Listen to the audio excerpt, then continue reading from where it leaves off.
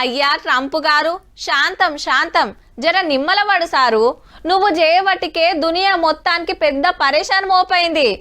ఏ గడియల కుర్చీలకెక్కినవో గాని ఎవ్వల నిమ్మలంగుండనియవైతివి. యుద్ధాలు, అధ్యక్షుల కిడ్నాపులు, ధమ్కీలు ఇక ఆపేశారు. నీకు పుణ్యం ఉంటది. ఇవాళ ఏ మాట అయితే ఇచ్చినవో అదే మాట మీద ఎల్లకాలం నిలబడు సామి, నీకు పుణ్యం ఉంటది గాని. తగ్గఫర్ యుద్ధంలా చిన్న బిరేక్ వచ్చిందుల్లా. ఐదొద్దులు ఇరాన్ మీద అటాక్ లాపేస్తున్నట్టు సాటింపేసిండు అమెరికా అధ్యక్షుల వారు. 2 రోజుల కాంచి ఇరాన్ తోటి చర్చలు చేస్తున్నాం, ఇంకో వారం రోజులు మాట్లాడతాం, అంతా ఓకే అయితే ఏంలే, లేదంటే మళ్ళా యుద్ధమే అంటాండు. ఇది కుట్ర, ట్రంప్ నమ్మలేం, మా దెబ్బకు అమెరికా ఇజ్రాయెల్ ఓడినాయి అనేది ఇరాన్ మాట.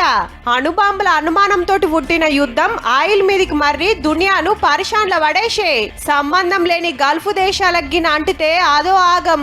హర్మోజ్ జలసంధి కాడ ఇంకింత కీసులాట ముదురుతున్నాయల్లా ట్రంప్ సారు జనంత సల్లబడి 5 రోజుల బ్రేక్ ఇచ్చిండి ఇక యుద్ధానికి.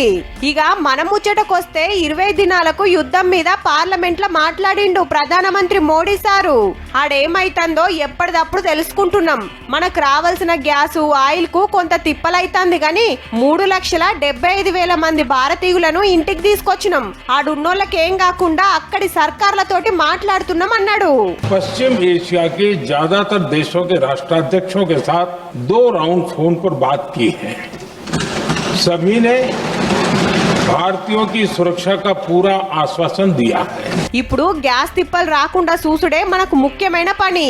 ఎక్కువ తీసుకొచ్చి ఎక్కువ సిలిండర్లు నింపమని ఆర్డర్ వేసినట్టు చెప్పిండు. మునుపు 27 దేశాలకెళ్లే ఆయిల్ తెచ్చుకుంటే ఇప్పుడు 41 దేశాలకెంచి వస్తుందట.